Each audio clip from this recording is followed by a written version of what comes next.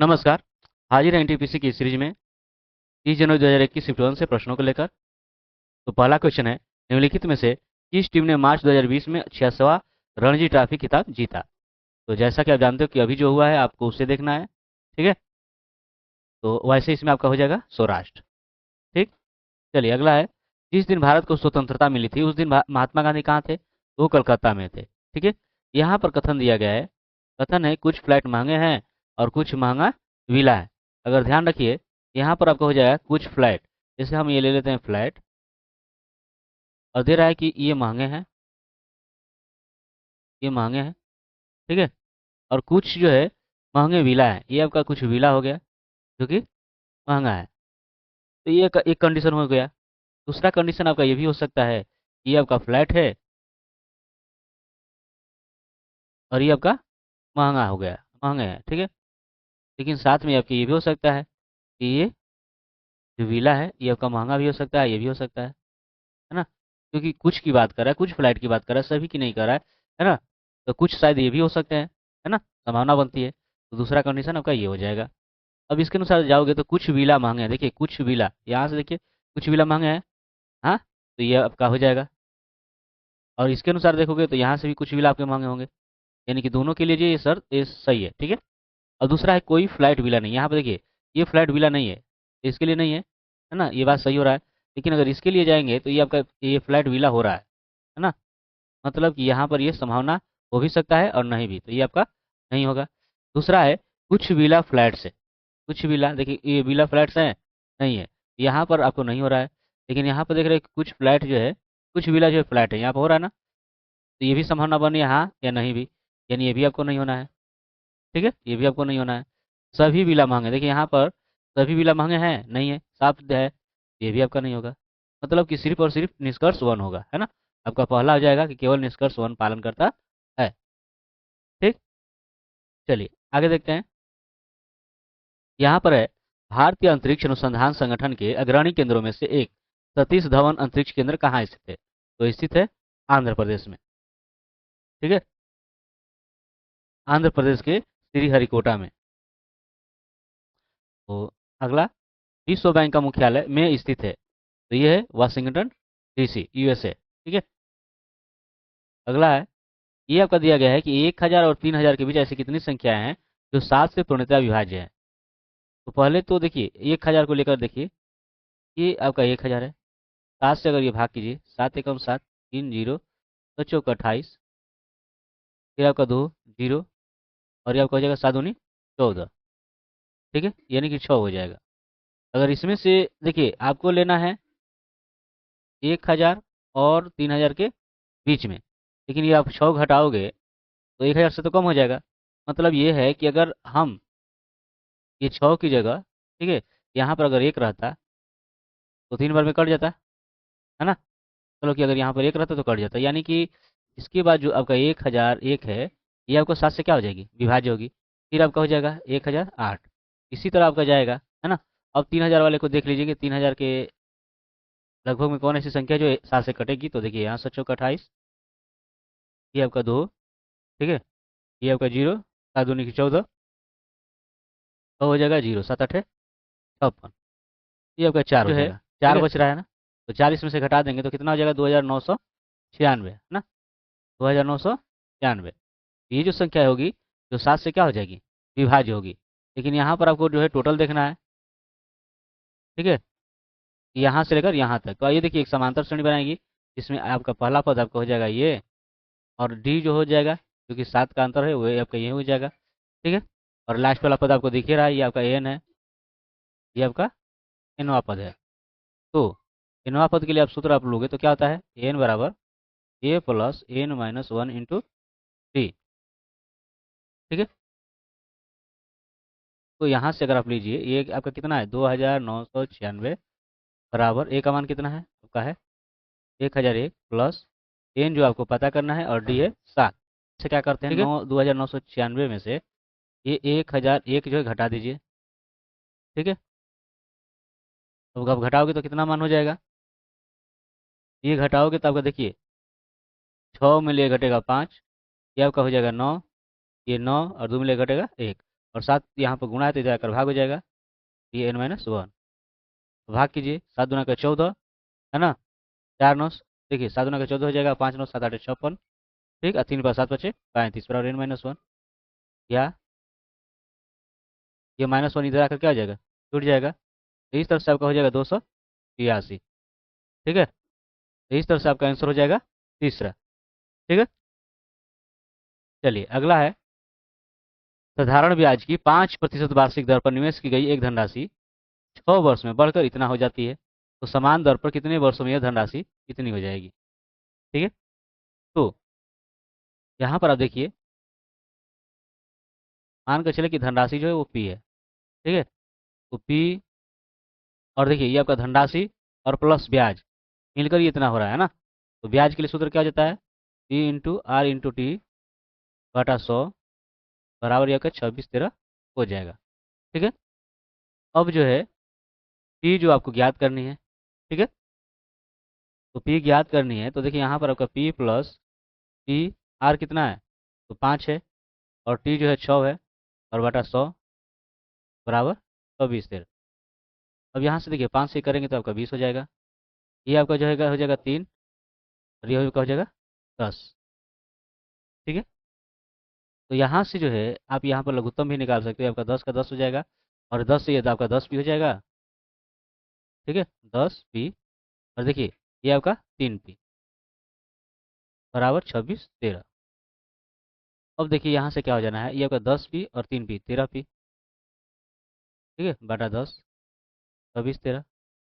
या पी बराबर यहाँ से लीजिएगा तो 26 13 है, ये आपका 10 जाएगा ऊपर, और 13, ये आपका 13 दूनी 26, 13 1 13, गुणा कीजिएगा तो कितना आ जाएगा आपका, वो आपकी धनराशि कितनी हो गई, 2010, ठीक है।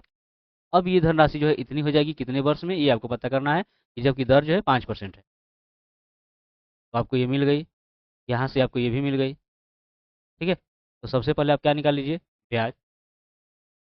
तो ब्याज निकालिएगा, देखिए ये 3015 में से ये 2010 आप घटा दीजिए, तो कितना हो जाएगा, ये आपका 5, एक में ले घटेगा 0, और ये आपका कितना हो जाएगा, ये आपका जो 0 ही है, और 3 में 2 घटेगा 1, ये आपका ब्याज हो गया, ठीक है। तो आपको निकालना है समय, समय निकालिएगा तो क्या हो जाएगा, ब्याज गुणे 100, और बटा में आपका हो जाएगा मूलधन गुणे दर, ठीक है। तो मूलधन जो है आपका है 2010 है, और दर आपका क्या है, तो दर आपका ये 5%, यानी कि 5।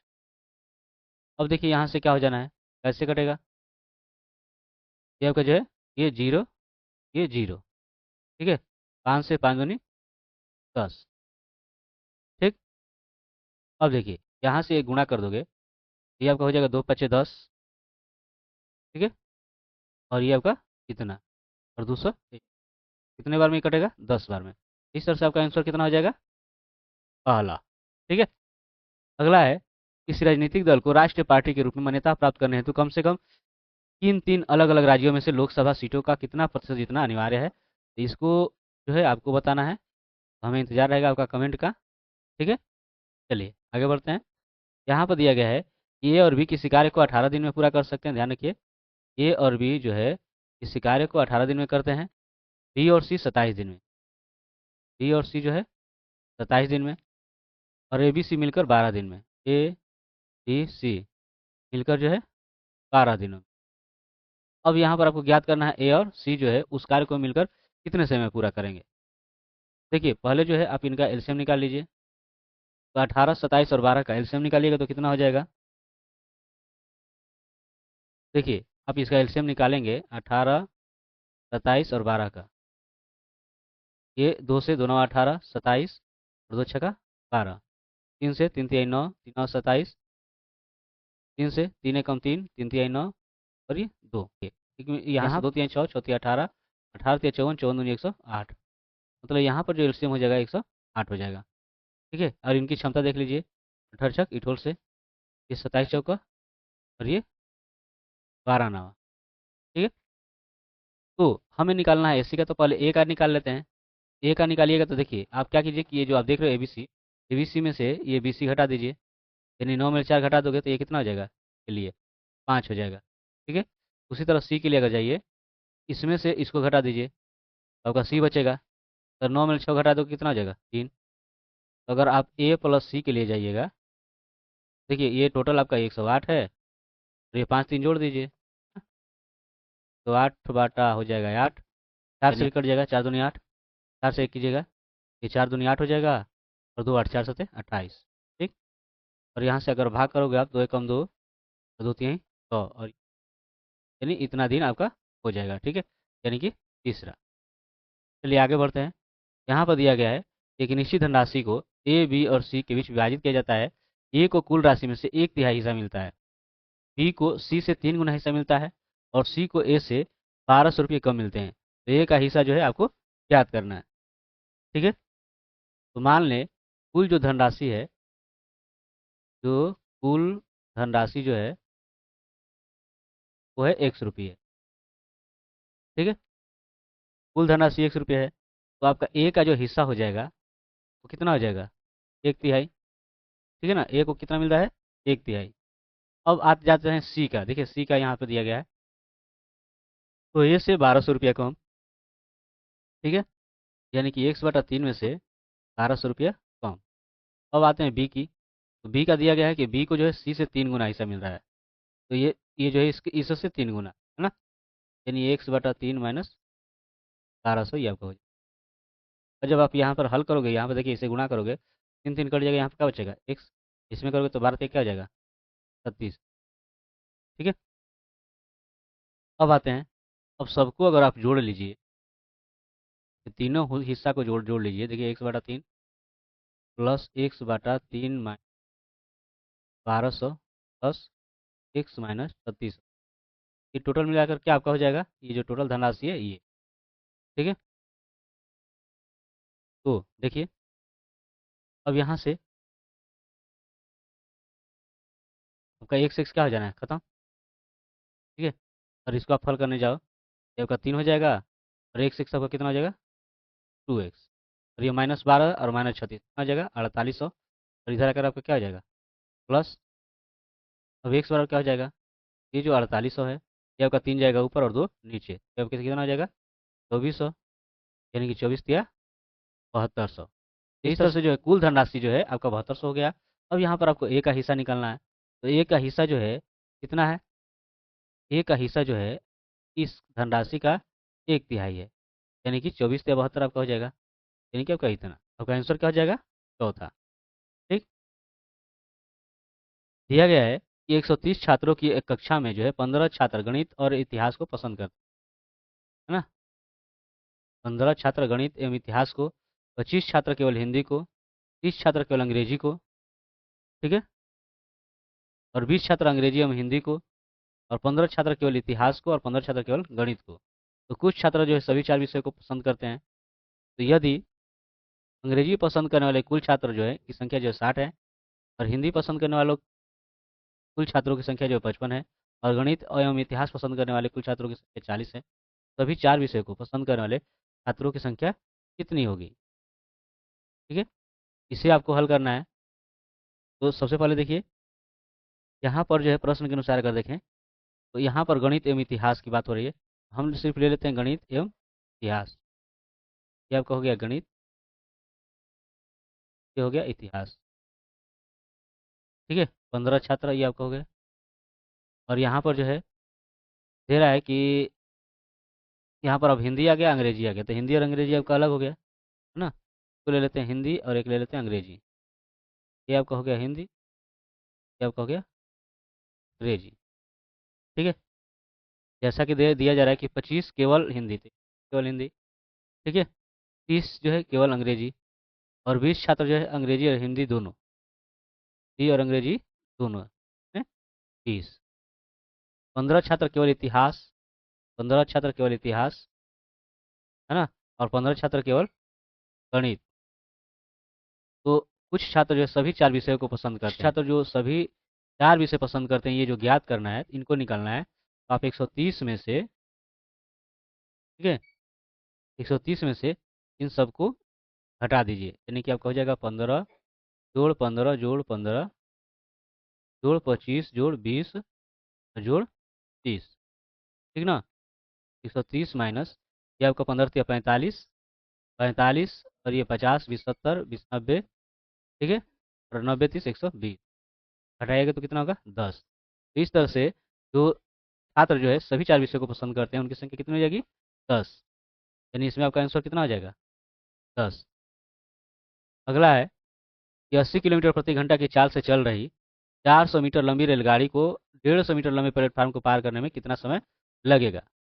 यहाँ पर जो आपकी दूरी है वो ये रेलगाड़ी और ये लंबा प्लेटफार्म, यानी कि 450 प्लस 150, अर्थात ये आपका हो जाएगा 100 मीटर। और जो चाल है वो है 80 किलोमीटर प्रति घंटा। तो इसको आप बदल लीजिए मीटर प्रति सेकेंड में, ठीक है। तो मीटर प्रति सेकेंड में इसे बदलेंगे तो आप क्या कीजिएगा 5/18 से कर दीजिए गुणा, ठीक है। ये हो जाएगा मीटर प्रति सेकेंड।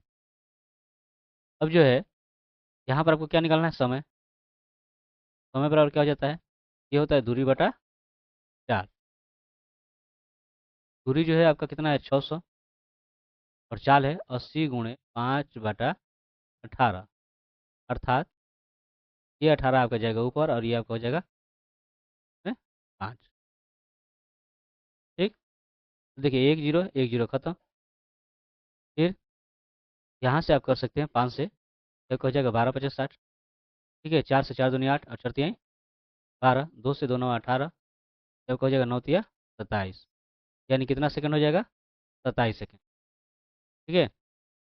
वाल्मीकि राष्ट्रीय उद्यान कहाँ स्थित है, तो यह स्थित है बिहार में, ठीक। अगला है कि वह छोटी से छोटी संख्या ज्ञात करनी है जिसमें अगर 3500 में जोड़ते हैं तो इनसे कट जाए। तो ऐसे सवाल आपको दिया रहे तो आप इनका क्या कर सकते हैं, एलसीएम निकालिए। 42 49 56 और 63 का निकाल दीजिए। देखिए 2 से कटेगा 21 बार में 50 तो कटेगा नहीं, या 28 दूनी 56 हो जाएगा, 60 कटेगा नहीं। अब देखिए फिर 3 से कटा दीजिए, 7 21 49 तो कटेगा नहीं, ठीक है। ये भी आपका नहीं कटेगा। ये 3 से 3 दूनी 6, 3 एक 3, ठीक। 7 से 7 एकम 7, 7 सत्ता 49, 7 चौका 28, 7 या 1। अब यहाँ से कटना नहीं है तो आप सीधे ना कर लीजिए। 2 गुणे 3 गुणे 7, ये आपका 7 में 4 गुणे 3। अब यहाँ से गुणा करोगे तो मान कितना आपको प्राप्त हो जाएगा, तो देखिए ये 2 3 6, 6 7 42, ठीक है। 42 हो गया।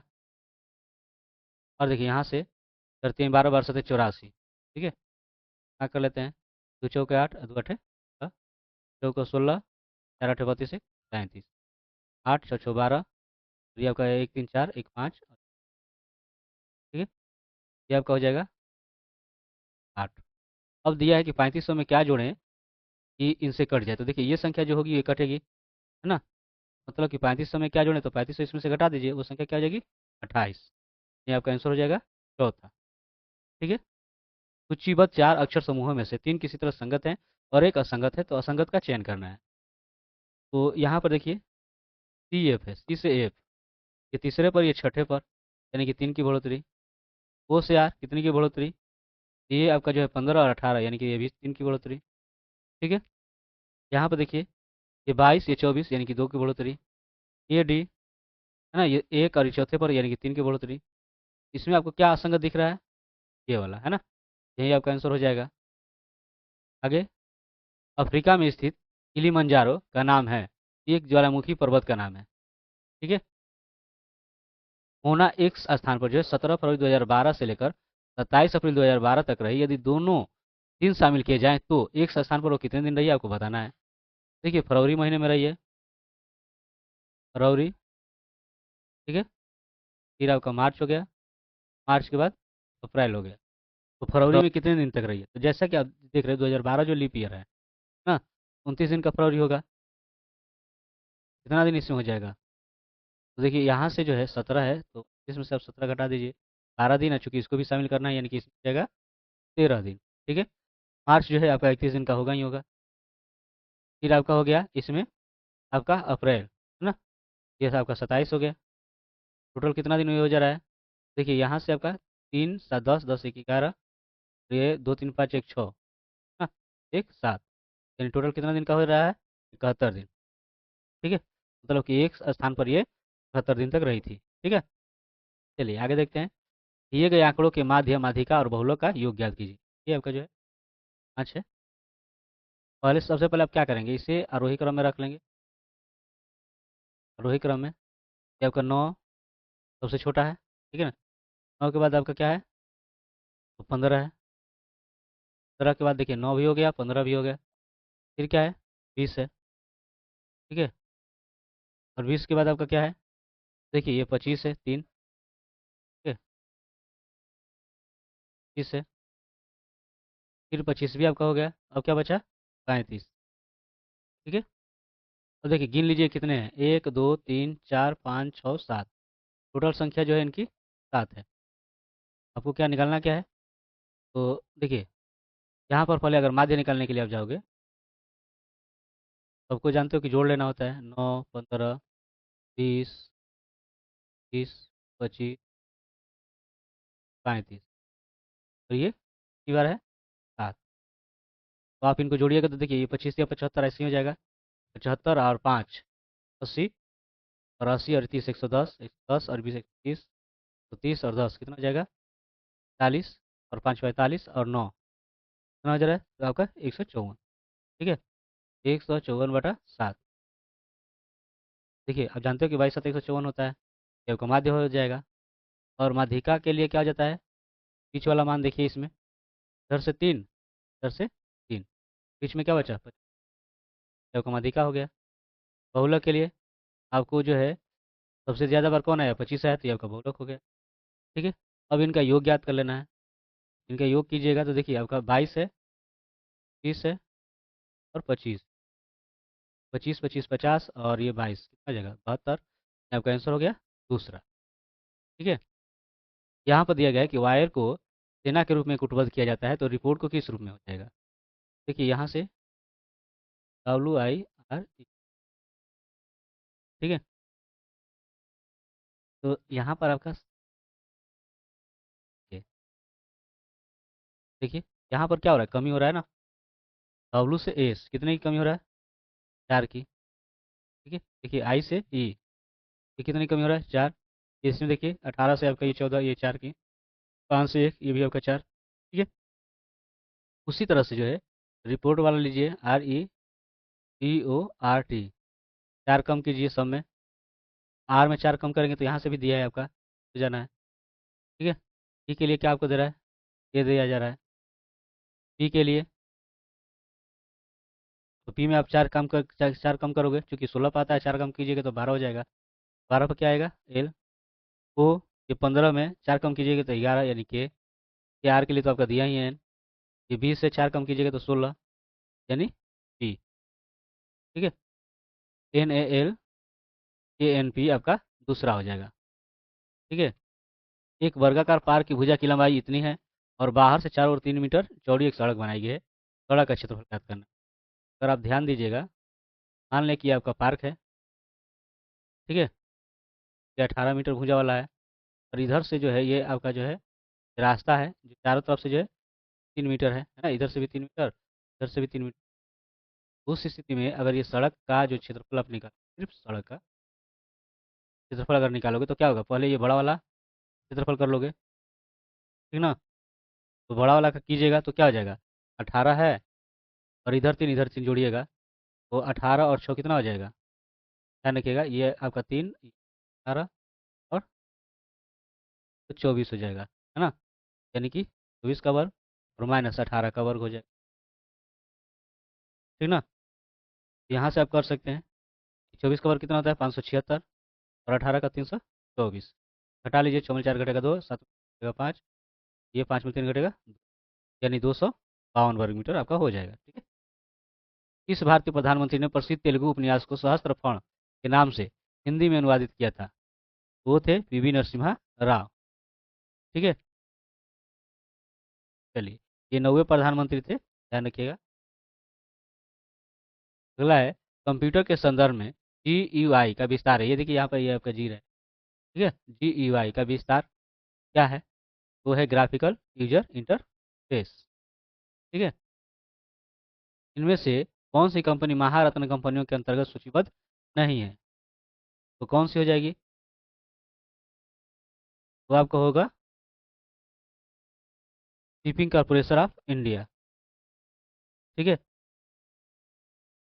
में आपका हो जाएगा ये शिपिंग कॉर्पोरेशन ऑफ इंडिया। ठीक, यहाँ पर है प्रश्न चिन्ह के स्थान पर क्या आएगा ये आपको बताना है। देखिए ये आपका क्या है, अगर ध्यान से देखें ये वर्ग जो आपका 9 आता है उससे एक कम है, यानी कि 3 के वर्ग से एक कम, ये 5 के वर्ग से एक, ये आपका 7 के वर्ग से एक कम, ये आपका 121 यानी 11 के वर्ग से एक, 169 ये 13 के वर्ग से एक कम, यानी अभाज्य संख्या 3, 5, 7, 11, 13, 11, 13 के बाद आपका क्या आ जाएगा, 17 आएगा के वर्ग से एक कम। ठीक है, तो आपका हो जाएगा 289, इसमें से कम करोगे 200 कितना हो जाएगा 88, यानी आपका तीसरा। ठीक है, चलिए आगे देखते हैं। 8,000 रुपये की राशि पर 10% वार्षिक चक्रवृद्धि ब्याज की दर से कितने वर्ष का ब्याज ज्ञात करना है यदि ब्याज की गणना अर्धवार्षिक चक्रवृद्धि आधार पे की जाती है।